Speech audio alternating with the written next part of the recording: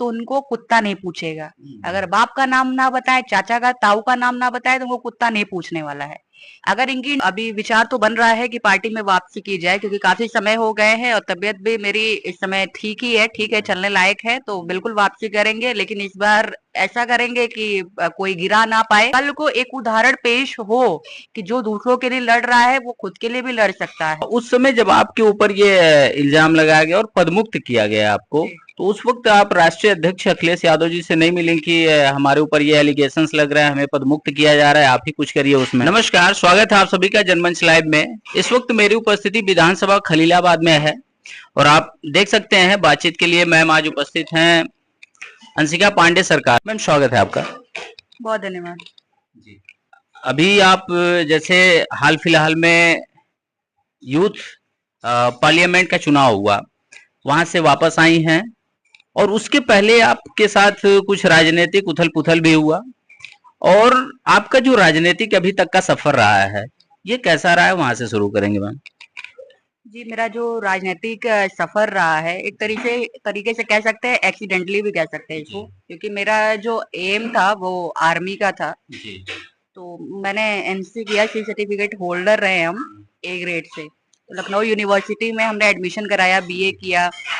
वहां से हमारी तैयारी चल रही थी, तो मेरी तबीयत खराब हुई। तबीयत खराब होने की वजह से मेरा मेडिकल खराब हो गया। अभी तो एवियन स्टेज 3 है, तो मेडिकल खराब होने की वजह से मेरा आर्मी में जाना खराब हो गया, मेडिकल खराब होने की वजह से। तो फिर अभी क्योंकि लीडरशिप क्वालिटी थी, आर्मी का जो हमारा फर्स्ट चैप्टर होता है वो लीडरशिप होता है एनसीसी में। तो वही एक दिमाग में बैठ गया था, लीडरशिप क्वालिटीज आ गई थी, तो राजनीति करना था। तो तब से ही राजनीति शुरू हुई जब हम ग्रेजुएशन में थे। ग्रेजुएशन फर्स्ट ईयर था लखनऊ यूनिवर्सिटी में। फिर मेन पॉलिटिक्स में हम आगे पार्टी ज्वाइन किया मैंने, समाजवादी पार्टी। फिर वहीं से सफर जारी रहा, अभी तक है। जी। जैसे कि आप एनसीसी कैडेट रही जो है, पढ़ाई कर रही थी, उस समय आपका एम था कि आर्मी में जाकर के आप जो है जॉब करेंगे, देश की सेवा करेंगे। फिलहाल वहां से आप हेल्थ इश्यूज हुआ, नहीं जा पाई, राजनीति का रास्ता चुनी आप देश की सेवा करने के लिए, लेकिन बीच में ही आपको पार्टी से निष्कासित कर दिया गया। उसके पीछे क्या रीजन रहा। जी, पार्टी से निष्कासित नहीं किया गया है, पार्टी मैंने खुद छोड़ दिया था, पदमुक्त किया गया था। ये कारण यही था कि लोकसभा चुनाव के पश्चात, उससे पहले लोकसभा प्रभारी बनाया गया था चुनाव का, बस्ती और संतकबीर नगर का। तो हमने अपना जो जिम्मेदारी था वो बखूबी निभाया। और जो रिजल्ट जो हमारा था कि जीत हुई, हमने ये नहीं कहते कि हमारी वजह से हुई, सबने सहयोग किया, उसमें हमारा भी सहयोग था। थोड़ा सा रहा होगा, 1% भी रहा होगा, लेकिन सहयोग था। तो उसमें काम भी कर रहे थे, उस समय जोड़ा भी जा रहा था। छात्र नौजवान हमारा अभियान चल रहा था उस वक्त। तो कार्यक्रम था, कार्यक्रम में एक थे, उनका नाम नहीं लेंगे, वो भी पदाधिकारी है, नए नए आए थे। वो भी बदतमीजी किए। उसके बाद से वो पोस्ट करने लगे, कुर्सी के पीछे भागती रहती है, औकात रत्ती भर नहीं है, ऐसा कुछ पोस्ट किया उन्होंने। तो फिर हमने मुकदमा कर दिया। पहले तो हमने जिला अध्यक्ष को बताया था ये बात, ये सारा प्रकरण उनको बताया था। तो उन्होंने ये कहा था कि आपका मामला है, आपको जो समझ में आए आप कर लीजिए। फिर हमने मुकदमा कर दिया, क्योंकि हमने पढ़ाई भी कानून की है। अब कानून की जानकारी तो रहेगी। अब कानून का जानकार होने के बावजूद और एक महिला और राजनीति सामाजिक महिला होने के बावजूद अगर हम अपने हक अधिकार के लिए लड़ ना पाए, अपने सम्मान के लिए लड़ ना पाए, तो हमारा बेकार है पढ़ाई करना, हमारा बेकार है समाज में रहना, हमारा बेकार है राजनीति करना। इसके वजह से हमने यही सोच के कि कल को एक उदाहरण पेश हो कि जो दूसरों के लिए लड़ रहा है वो खुद के लिए भी लड़ सकता है, तो उसके लिए हमने एक मुकदमा कराया। अभी लड़ाई लड़ रहे हैं। उन्होंने कहा उसके बाद, मुकदमा होने के बाद, कि आप मुकदमा वापस ले लीजिए, आप जैसा कहेंगी वैसा रिपोर्ट बनेगा। तो हमने कहा फिर आप जो मन करे वो कर लीजिए। उसके बाद उन्होंने हमको पदमुक्त कर दिया। जी। अच्छा, आप पदमुक्त हुई पार्टी से, उसके बाद आप लगभग कितने समय हो गए पदमुक्त होने के। पदमुक्त हुए 2 साल, 2 वर्ष हो गए हमको। 2 वर्ष हो गए। जी। तो फिर इस बीच में आप किसी दल में और गई कि बस अपने सामाजिक कार्यों में जुड़ी रही। जी, किसी भी दल में जाना नहीं हुआ, क्योंकि मेरे ऊपर कई समाजवादी पार्टी के जो सपोर्टर थे, वोटर थे, नेता थे, वो मेरे ऊपर उस समय इल्जाम लगाए। उस समय उन्होंने मुझे ब्लेम किया कि ये इसको प्रॉब्लम इस वजह से हो रही है क्योंकि ये बीजेपी और आरएसएस की एजेंट है, ऐसा बोला।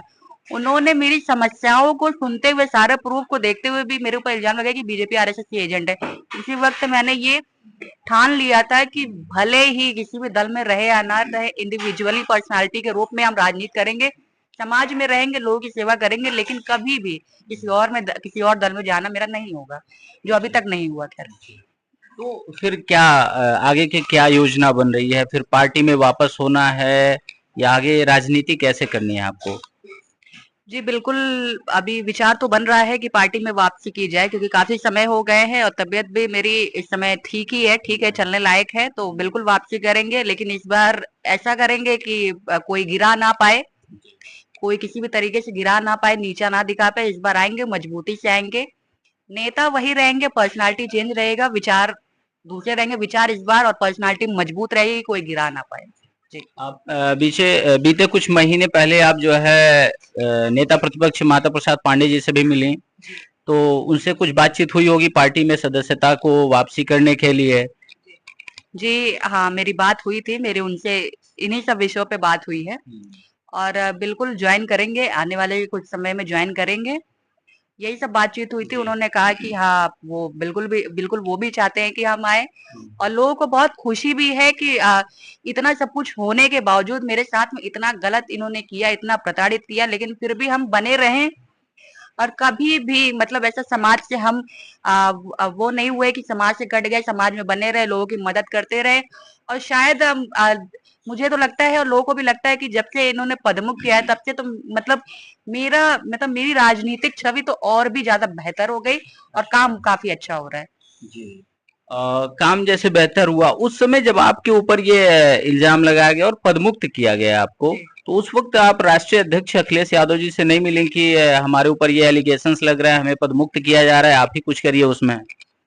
जी, कहने को तो हमने अपने राष्ट्रीय अध्यक्ष को बोला था, तो मेरा ये मानना था कि अगर हम अपनी राष्ट्रीय अध्यक्ष को बोल रहे हैं तो मुझे ये पता था कि मेरी वो बात, क्योंकि वो हमारी नेता थी, तो महिला सभा की राष्ट्रीय अध्यक्ष, तो मुझे ये था ये अभी हर हर जो नेता जो कार्य करता रहेगा, वो जो आपके आपके ऊपर जो नेता है वो तो यही सोचेगा ना कि अगर हमारे नेता को पता है तो वो उसने भी अपने नेता को बताया होगा, क्योंकि हमारे उस टाइम पे हम पॉसिबल नहीं था ना कि हम जाके माननीय राष्ट्रीय अध्यक्ष जी से मिले, अखिलेश यादव जी से मिले, अपनी बात रखे, वो पॉसिबल नहीं था हमारे लिए, क्योंकि हमारी तबीयत बहुत ज्यादा खराब थी।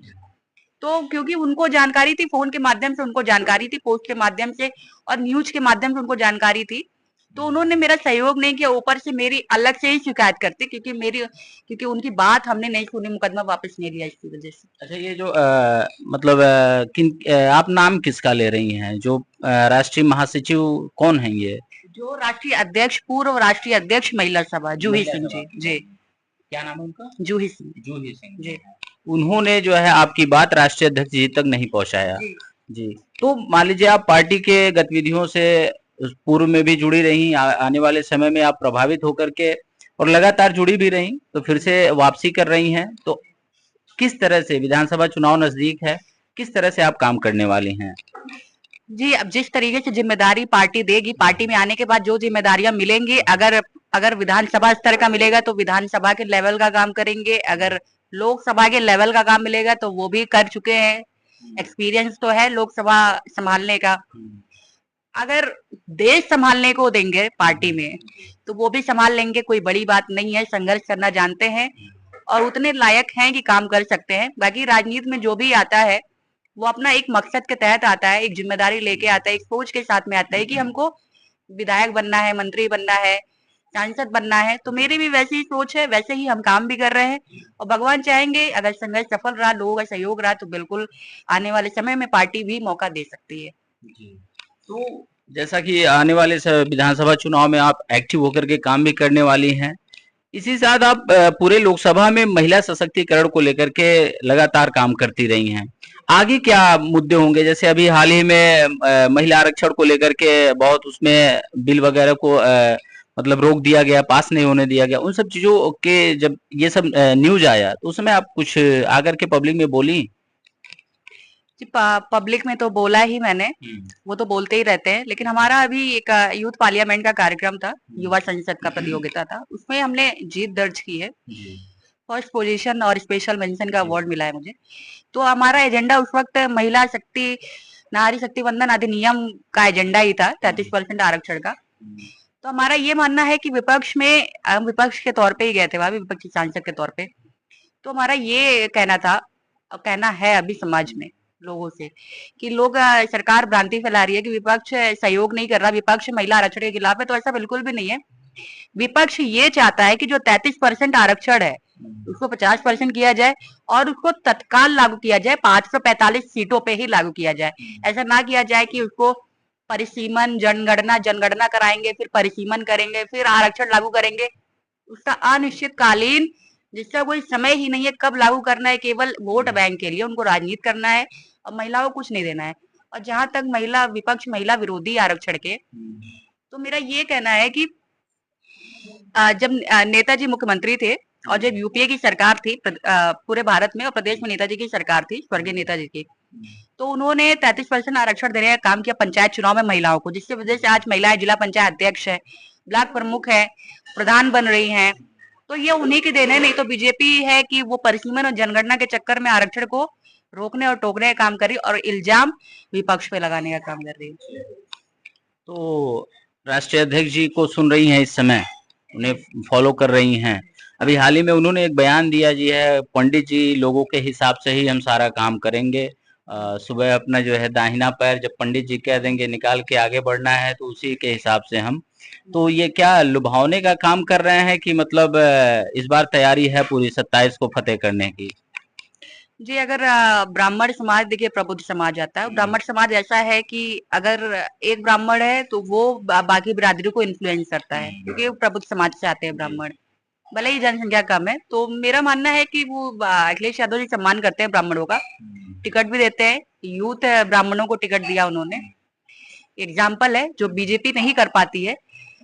तो मेरा मानना है कि वो ब्राह्मणों का सम्मान करते हैं, लेकिन कुछ पार्टी के कुछ पदाधिकारी हैं, प्रवक्ता है जो ब्राह्मणों का अपमान करने का काम करते हैं। तो मेरा ये मानना है कि वो अखिलेश यादव जी के मेहनत पे पानी फेरने का काम कर रहे हैं, बाकी वो ऐसा कोई लुभावने का काम नहीं कर रहे हैं, वो उनकी सोच है और ब्राह्मणों को सम्मान देते हैं वो। नहीं, एक तरफ वो पीडीए का भी नारा देते हैं जिसमें पिछड़ा, दलित और अल्पसंख्यक को फुल फॉर्म में बताते हैं, दूसरी तरफ आप लोगों को जैसे ब्राह्मण वर्ग को लुभावने का या उनको आकर्षित करने के लिए ये चीजें करने लगते हैं। और एक तरफ कोई प्रवक्ता हैं वो भाटी जी, राजकुमार भाटी जी, वो भी जो अभी हाल ही में कुछ बयान दिए थे जिससे जो है बहुत ही सियासत गरमाई हुई थी उत्तर प्रदेश की, तो इन सब चीजों के लिए क्या कहेंगे? वही है कि जो राजकुमार भाटी जी ने जो बयान दिया था ब्राह्मणों पे कि वैश्याओं से बदतर होते हैं ब्राह्मण, उन्होंने ऐसा कुछ बोला था।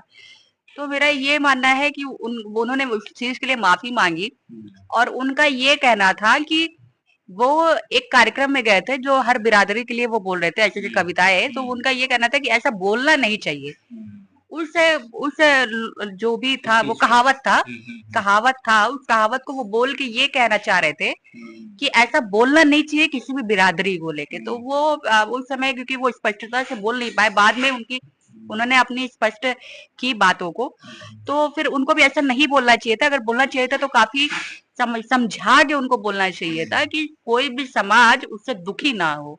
बाद में तो आपने देखा होगा वो जाट समाज पे आते हैं, जाट समाज से आते हैं, और बाद में उनकी वीडियो है कि जाट समाज को भी वो बोल रहे थे कि जाटों की औरत के एक आदमी नहीं होते हैं, जाटों की औरत पे 1 से 2 आदमी होते हैं, उन्होंने अपने ही समाज को भी बोल दिया था। तो वो स्पष्ट नहीं कर पाए, वो कहावत की बातें बोल रहे थे कि ऐसी कहावतें चल रही है, यही मिसअंडरस्टैंडिंग हो गई थी। वो मिसअंडरस्टैंडिंग में उनकी भाषण को जो है क्लिप बना करके उसे वायरल किया गया, उसे डिफेम किया गया। विधानसभा खलीलाबाद की जो सीट है ये बहुत ही हॉट सीट कही जाती है और पूरे लोकसभा का सेंटर है ये, तो क्या है, आप भी उम्मीद में है कि यहाँ से दावेदारी के लिए कुछ डिमांड कर सकते हैं राष्ट्रीय अध्यक्ष से? बिल्कुल मेरा अधिकार है, काम कर रहे हैं तो बिल्कुल ऐसा थोड़े होना चाहिए कोई सांसद का लड़का है वही लड़े, कोई बहुत बड़ा उद्योगपति है वही लड़े। ऐसा भी हो सकता है, पढ़े लिखे लोग भी तो लड़ सकते हैं, आम परिवार का भी तो लड़ सकता है। अभी मतलब कई सांसद रहे यहाँ पे, कितने नॉर्मल परिवार से रहे हैं, उनका भी अधिकार तो लड़ने का, वो लड़े जीते। हम भी आम परिवार से, कोई बहुत बड़ा राजनीतिक परिवार नहीं है, बहुत बड़े उद्योगपति नहीं है, लेकिन हाँ ये कह सकते हैं सब में सबसे ज्यादा पढ़े लिखे हैं, ये कह सकते हैं। तो मेरा भी अधिकार है चुनाव लड़ने का। अगर हम लोगों के लिए काम कर रहे हैं तो मेरा अधिकार है कि हम किसी पद पोजीशन में बैठे जो हम खुल के काम कर सकें इस संवैधानिक पद पे बैठ के। राजनीतिक गुरु किसे मानती हैं आप? राजनीति में आई, पढ़ाई पीरियड में स्वास्थ्य थोड़ा सा डिसबैलेंस हुआ, बीच में राजनीति में रुझान हुआ, इस सब चीजों का श्रेय किसे देती हैं आप? श्रेय किसी को नहीं देते हैं, क्योंकि अपने मन से ही आए थे। खुद की सेल्फ स्टडी से हम पॉलिटिक्स में आए हैं। पॉलिटिक्स को खुद पढ़ा है, किसी ने पढ़ाया नहीं है, किसी के अंडर में नहीं। कोई मोटिवेट किया होगा कि आप पॉलिटिक्स में आइए? नहीं, ये मेरी विचारधारा। मैंने कहा ना, मैंने पढ़ाई की है, एनसीसी किया है मैंने, लीडरशिप को मैंने पढ़ा है।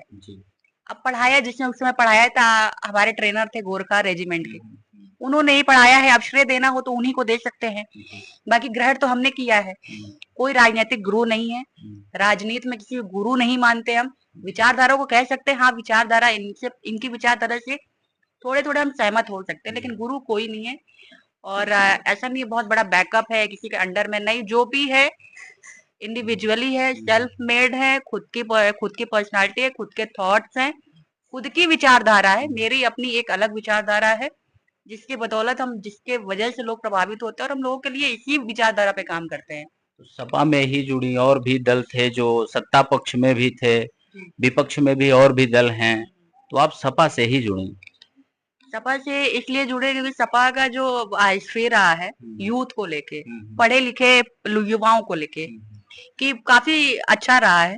पढ़े लिखे युवाओं को बहुत ज्यादा मौका मिलता है समाजवादी पार्टी में, अगर कोई उनको खराब ना करे उनके काम को, तो काफी अच्छा रहा, हिस्ट्री रहा है। चाहे पद प्रतिष्ठा को लेके रहा हो, चाहे टिकट को लेके रहा हो, तो कोई जाति बिरादरी समाजवादी पार्टी में नहीं देखी जाती है, कोई बैकग्राउंड नहीं देखा जाता है। बहुत ही छोटे छोटे बैकग्राउंड से आने वाले लोगों को टिकट मिला है सपा में, काफी कम उम्र को लोगों को मिला है। तो ये एक होता है ना, स्टडी करने के बाद पता चलता है कि हमको इस पार्टी में जाना चाहिए। ऐसा किसी भी दल में देखने को नहीं मिलता है जो सपा में। युवाओं को जो यहाँ सम्मान मिलता है, जो पद प्रतिष्ठा मिलती है, इससे मोटिवेट होकर के आप सपा में आई, लेकिन बीच में ही आपको फिर पद मुक्त कर दिया गया, तो ये एक तरह से नाइंसाफी ही हुई ना? बिल्कुल नाइंसाफी है, क्योंकि बहुत मेहनत किया था मैंने, और काफी तबीयत भी खराब हुई मेरी। मेरे पैर में जॉइंट में इन्फेक्शन भी हुआ, पार्टी की वजह से ही हुआ। कार्यक्रम के दौरान ही हम मंच टूटा था तो गिरे थे, जिसपे चोट लगने की वजह से एवियन हो गया, वेस्कुलर नेक्रोसिस। अच्छा, ये मंच टूटने की वजह से ये समस्या जनरेट हुई आपके? जी, वो अभी पता है लोगों को, ये बातें पता है कि मंच टूटा था। अखिलेश यादव जी आए थे नगर पालिका के चुनाव में, खलीलाबाद में। तो आपको भी पता होगा, मंच टूट गया था वहां पे। ये फिलहाल हमें जानकारी में नहीं है, लेकिन आज मैं आपके माध्यम से ये जानकारी मिल रही है। आप देख लीजिएगा, वीडियोस तो काफी वायरल है उस समय की। हाँ, तो फिर वहां से गिरने की वजह से हिप के जॉइंट में मेरे चोट लगने की वजह से, क्योंकि एवियन क्या है, बहुत जल्दी नहीं पता चलता। जब आपका लास्ट स्टेज होता है तो पता चलता है, वो 1 से 2 साल लगते हैं उसको फैलने में। मेरे रिपोर्ट में भी चोट ही था, और उस समय चोट भी लगा था, वहीं पे चोट लगा था, तो इसकी वजह से हुआ। तो इतना मतलब एक कहते हैं ना, किसी दल को अपना जीवन दे दो, तो वो हमने दिया। उसके बाद ही जब मेरी तबियत खराब हुई, उसके बाद ही हमको पदमुक्त भी कर दिया गया। जब मेरी तबियत खराब चल रही थी, उसी वक्त हमको मतलब मेरे लिए पोस्ट करना, परेशान करना, फिर पदमुक्त कर देना, तो ये सब उस समय हुआ। लेकिन अभी क्या है कि खुद की विचारधारा पे चलते हैं, तो अभी तक है। मुख्य वजह कौन हो सकता है आपको इतना परेशान करने में, पदमुक्त कराने में? ये षड्यंत्र का जो जाल है आपको निकालने में, पार्टी से पदमुक्त करने से, कौन हो सकता है? क्योंकि राष्ट्रीय अध्यक्ष तक आपकी बात भी नहीं पहुंच पाई, उन्हें पता भी नहीं चल पाया, मेरी बात नहीं पहुंची, और लेकिन मेरी शिकायत पहुंची आपकी। जिससे हमको ये उम्मीद थी, जैसे हम आपके साथ में काम कर रहे हैं, ठीक है, आप मेरे सीनियर हैं, तो हम ये, जैसे मेरा कोई मैनेजर है, तो वो मैनेजर है, उसी को तो हम शिकायत करेंगे ना, अगर कोई कस्टमर आगे परेशान कर रहा है। तो वैसे ही जो मेरे नेता थे उस समय, जूही सिंह जी राष्ट्रीय अध्यक्ष थे, राष्ट्रीय सचिव थे उनके संगठन में, तो उनको बताया मैंने, जिला अध्यक्ष को बताया मैंने, तो इन दोनों ने मिल के ऊपर मेरी शिकायत कर दी। अच्छा। तो इन दोनों ने मिल के, पहले इन्होंने कहा कि मुकदमा वापस ले लीजिए, तो हमने कहा नहीं, क्योंकि मैंने आपको बताया, आपने उस समय कोई एक्शन नहीं लिया, तो हमने मुकदमा कर दिया। तो इन्होंने कहा कि आप मुकदमा वापस ले लीजिए, तो हमने मना कर दिया। तो ये लोग पूरे जिले का संगठन, मतलब 5-6 लोगों की टीम बनी थी, और राष्ट्रीय अध्यक्ष, महिला सभा और 2-4 लोग, मतलब 10-15 लोगों की टीम गई थी ऊपर प्रदेश अध्यक्ष के पास, राष्ट्रीय अध्यक्ष अखिलेश यादव जी के पास। पूरा ये लोग लिखित लेके गए थे हमको हटवाने के लिए। ये लोग निष्कासित करवाने गए थे हमको, करवा नहीं पाए। इतना ये लोग मतलब पूरी तरीके से मेरा करियर, निष्कासित होना पार्टी से करियर खत्म होना ही माना जाता है, क्योंकि भगवान की कृपा से निष्कासित नहीं हुए, पदमुख ही हुए। ये भी अभी तक बचे हुए काम कर रहे हैं, तो खत्म करने गए थे। और रीजन यही था कि हम इकलौते थे और काफी कम एज के थे, सबसे ज्यादा पढ़े लिखे थे, प्रभावशाली पर्सनालिटी बन गई थी, व्यक्तित्व प्रभावशाली बन गया था। ये लोग डर गए थे। अच्छा, आपके इस माहौल से, आपके प्रभाव से लोगों को डर हो गया, लोगों के अंदर ये लग गया कि हमारी राजनीति जो है, साख जो है, समस्या में पड़ सकती है, दिक्कत हो सकती है हमारे लिए। इस वजह से आपको षड्यंत्र करके लोग हटाए। पूरे जिले में इनके दल में, ये मेरा घमंड नहीं है, घमंड नहीं है, इसको हम बता रहे, अपने आप को डिफेंड कर रहे हैं। पूरे जिले में अगर हमको ये दिखा दे कि मेरा जितना वर्चस्व है इतने कम समय में, अभी भी इतना सब कुछ होने के बाद, अभी भी ये लोग अगर कोई पद प्रतिष्ठा अपना ना दिखाए, अगर पैरवी ना कराए, तो उनको कुत्ता नहीं पूछेगा। अगर बाप का नाम ना बताए, चाचा का, ताऊ का नाम ना बताए, तो उनको कुत्ता नहीं पूछने वाला है। अगर इनकी इंडिविजुअल, हाँ, अगर इनकी इंडिविजुअल पर्सनालिटी आप देखिए, कुछ है इनके पास? कुछ भी नहीं है।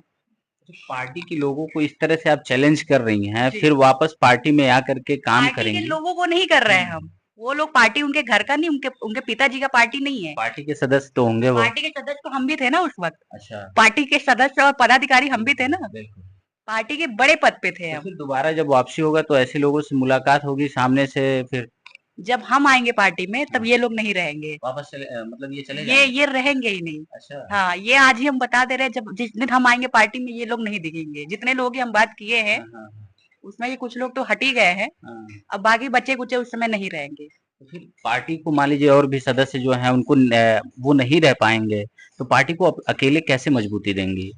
हम अकेले कहाँ, हम सबकी बात नहीं कर रहे हैं ना। अब पार्टी में, जिले में जितने पदाधिकारी है, जितने भी सदस्य है, सबकी बात थोड़े कर रहे हैं हम पर्टिकुलर लोगों की बात कर रहे हैं, 10-15 लोगों की बात कर रहे हैं। वो नहीं रहेंगे। जब हम वापसी करेंगे तब वो नहीं रहेंगे, हम ये कह रहे हैं, तब वो नहीं रहेंगे उस वक्त। बड़ा दावा कर रही हैं आपकी, आपके ये रियलिटी है, ये असलियत है, यही होगा। पार्टी में वापसी करते समय जो जिनसे आपकी राइवलरी रही है, तो वो 10-15 लोग जो है गिने चुने, वो पार्टी में नहीं रह पाएंगे। इसलिए ठीक है। थी अंशिका पांडे सरकार जी, जो कि तेज तर्रार महिला युवा नेत्री और पुनः पार्टी में वापसी भी करने वाली हैं। महिला सशक्तिकरण की एक पूरे लोकसभा में कहीं न कहीं माध्यम भी हैं। बहुत सारी ऐसे महिलाओं की आवाज भी हैं जो शोषित हैं, वंचित हैं, उनकी आवाज हैं। पुरुषों की भी, मैम कह रही हैं, हम पुरुषों की भी आवाज है, केवल महिला सशक्तिकरण की नहीं, पुरुषों की भी आवाज है। और सपा की पूर्व राष्ट्रीय सचिव भी रही हैं महिला सभा की। आगामी कुछ महीनों में जो है मैम की फिर से वापसी हो रही है, और बड़े पद पे, इस बार बड़े पद पे और बड़े ही मजबूती के साथ वापसी हो रही है। पूरी वीडियो देखिए और उसको एनालिसिस कीजिए, और जो आपके व्यूज हो उसे कमेंट में जरूर बताएं। वीडियो को लाइक करें, शेयर करें और चैनल को सब्सक्राइब करें। जुड़े रहिए जनमंच के साथ। मिलते हैं फिर अगली खबर में, तब तक के लिए जय हिंद।